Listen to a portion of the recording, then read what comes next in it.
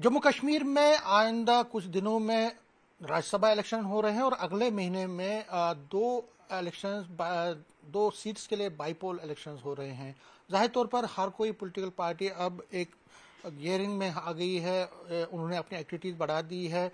National conference की बात करें तो नेशनल कॉन्फ्रेंस इस वक्त रूलिंग पार्टी है और ऑब्वियसली राज्यसभा इलेक्शंस में भी, और जो दो बाईपोल हो रहे हैं, दो सीट्स के लिए जो बाईपोल हो रहे हैं, उसमें भी पार्टी बहुत ही एग्रेसिव पोस्चर के साथ, बड़े फुल कॉन्फिडेंस के साथ आगे बढ़ रही है। मेरे साथ इस पर बात करने की इन दोनों इलेक्शंस पर पार्टी की रणनीति क्या रहेगी और पार्टी किस तरह से आगे बढ़ेगी इन दोनों इलेक्शंस पर, इस पर बात करने के लिए मेरे साथ हैं additional general secretary Jammu and Kashmir national conference और फॉर्मर मिनिस्टर अजय सडोत्रा। सडोत्रा साहब, न्यूज़ 18 से बात करने के लिए आपका बहुत बहुत शुक्रिया।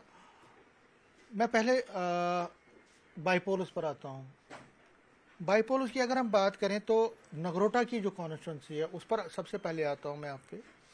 नगरोटा की कॉन्स्टिट्यूंसी में सबसे पहले ये बताइए कि क्या आप इलेक्शन लड़ने जा रहे हैं, क्योंकि ये सवाल मैं इसलिए पूछ रहा हूं कि उमर अब्दुल्ला ने एक बार कहा था कि अगर राणा फैमिली का कोई भी बंदा या कोई भी उनकी फैमिली का मेंबर वहां से चुनाव लड़ता हो तो हो सकता है वो चुनाव ना लड़े। तो आज की डेट में क्या नेशनल कॉन्फ्रेंस वहां से चुनाव लड़ रही है?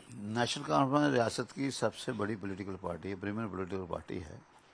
और हर पार्टी का मकसद होता है कि एक्टिविटी चलती रहे और बॉइलिंग पॉइंट होता है कि इलेक्शन में उतरना। ये कुदरती बात है कि जब भी इलेक्शन होगी, अब तो अनाउंस हो गई है 11 नवंबर को वहाँ वोट पड़ने अपने बडगाम में और नगरोटा में, तो यकीनन नेशनल कॉन्फ्रेंस दोनों पे लड़ेगी। मतलब नगरोटा की सीट पे आप दोनों लड़ोगे? पे लड़ेगी। अब नगरोटा की सीट पे जो 2024 में फ्रेंडली कॉन्टेस्ट हुआ था, कांग्रेस भी वहां से चुनाव लड़ी थी।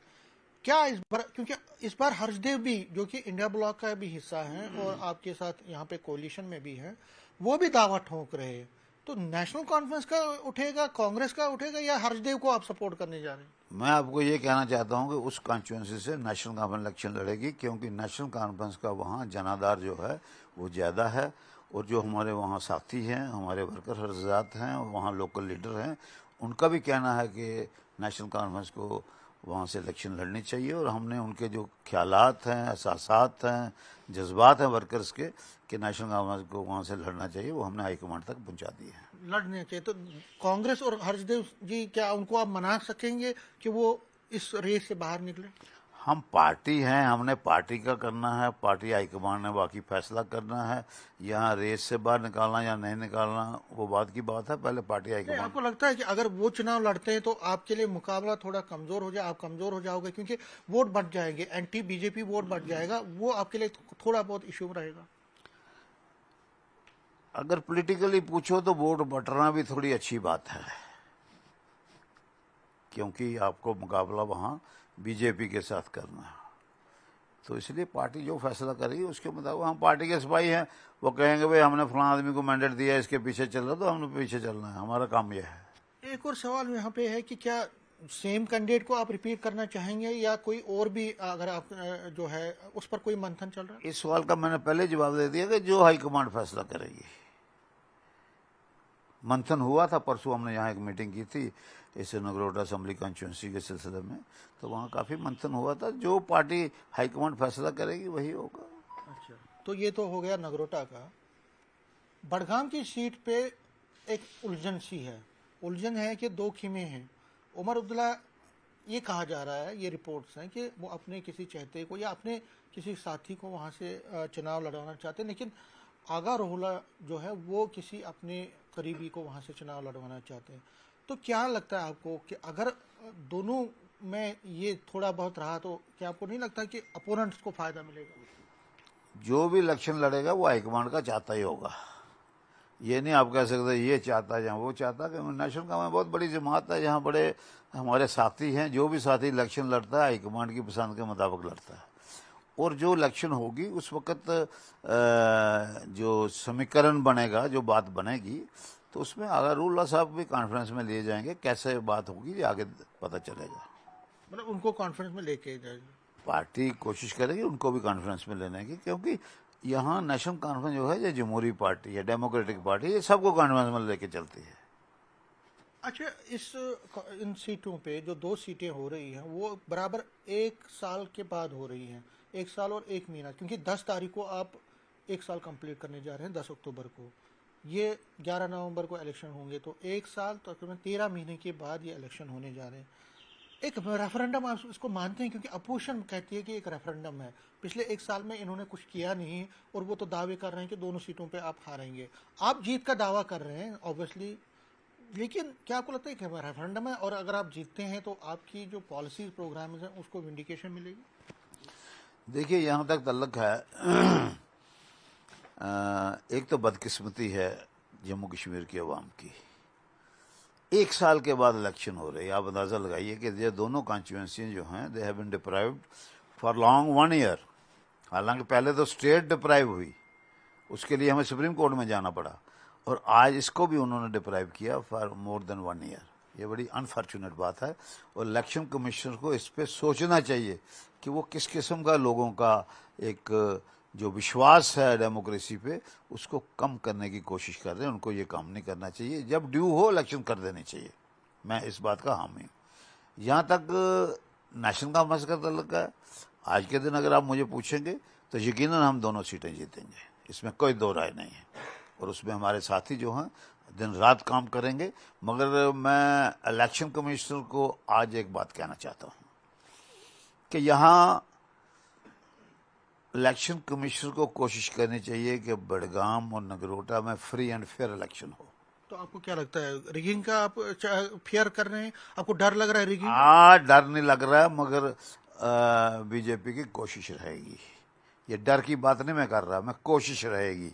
हमारे वर्कर उसका मुकाबला करेंगे, मगर फिर वही बात आ जाएगी कि एलजी साहब कहेंगे पुलिस तो मेरे पास है। जी, बहुत बड़ा बात आप कर रहे हैं। आपको ये आप ये तो नहीं कर रहे हैं कि वोट चोरी का हो सकता है, रिगिंग हो सकती है? आप उसकी तरफ इशारा कर। मैंने आपको यही कहा कि इलेक्शन कमीशन ऑफ इंडिया को अपना सिक्का जमाना चाहिए फ्री एंड फेयर इलेक्शन करके।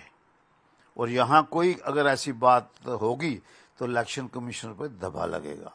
मैं नहीं चाहता कि इलेक्शन कमीशन इतनी बड़ी अथॉरिटी है डेमोक्रेसी की, उस पर दबा लगे। हम नहीं चाहते। और मुझे उम्मीद है कि इलेक्शन कमीशन जो है ये सब बातों को सोचेंगे और फ्री एंड फेयर इलेक्शन कराएंगे। एक साल का आपको लगता है कि एक विंडिकेशन होगा अगर आप जीतते हैं? ये आपकी जो प्रोग्राम पॉलिसी एक साल से जो आपकी गवर्नमेंट है उसको एक अप्रूवल मिलेगा? अगर नहीं तो? देखिए, जो ये कह रहे हैं रेफरेंडम कह रहे हैं, रेफरेंडम तो उनके खिलाफ है कि भाई आपने एक साल से यहाँ स्टेटहुड नहीं दिया। आपने वादा किया था कि हम पहले डिलिमिटेशन करेंगे, फिर इलेक्शन करेंगे, फिर स्टेटहुड देंगे। आपने पार्लियामेंट में भी वादा किया, आपने सुप्रीम कोर्ट में भी किया, आपने उस वायदे को नहीं निभाया।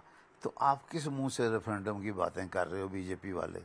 बीजेपी को चाहिए था कि जम्मू के लोगों ने उनको ह्यूज मैंडेट दिया, उस मैंडेट की इज्जत करते, एहतराम करते, लोगों के जज्बात की कदर करते, और जाके अपने अपनी हाईकमांड को कहते कि पहले यहाँ स्टेटहुड देना जरूरी है।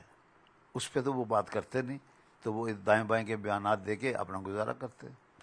सिंपैथी फैक्टर आपको लगता है उससे डर तो नहीं है आपको? क्योंकि वहाँ पे अगर देवेंद्र सिंह राणा जो कि कभी नेशनल कॉन्फ्रेंस के बहुत बड़े नेता थे, उनकी अगर बेटी को या किसी भी फैमिली मेंबर को चुनाव लड़ाया जाता, तो आपको क्या नहीं लगता सिंपैथी फैक्टर से आपको प्रॉब्लम तो नहीं होगी? देखो, बात यह है, स्वर्गीय देवेंद्र राणा हमारे अजीज थे, हमारे भाई थे, और बदकिस्मती से उस दुनिया से चले गए। और एक और बदकिस्मती उन्होंने अपनी ज़िंदगी में की, जो नेशनल कॉन्फ्रेंस को छोड़ के चले गए। अब यहाँ पार्टियां लड़ेंगी, वहाँ इंडिविजुअल कोई नहीं लड़ता।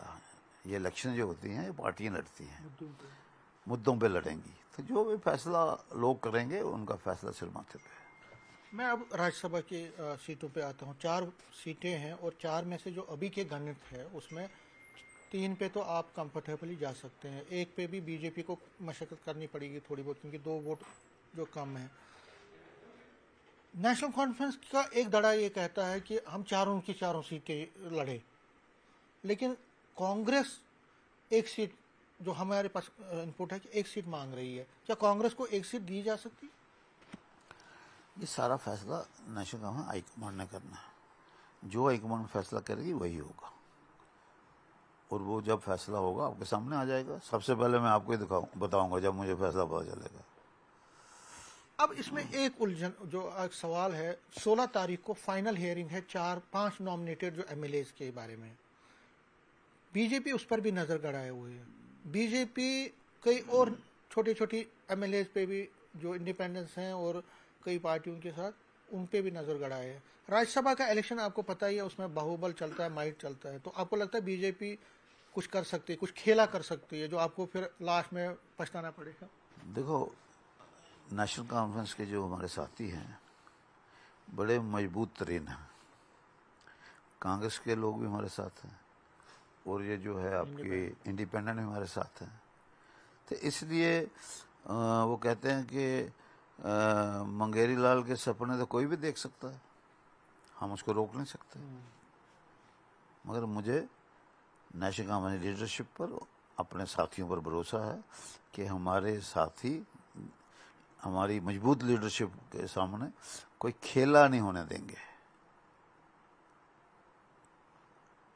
खेला नहीं होने देंगे। तो बीजेपी अगर कोशिश करेगी तो आप डिफीट करोगे? बीजेपी करे अपनी जगह, अगर उनकी डेमोक्रेसी पे विश्वास नहीं है उनको, तो वो खेला करे, जो मर्जी करे।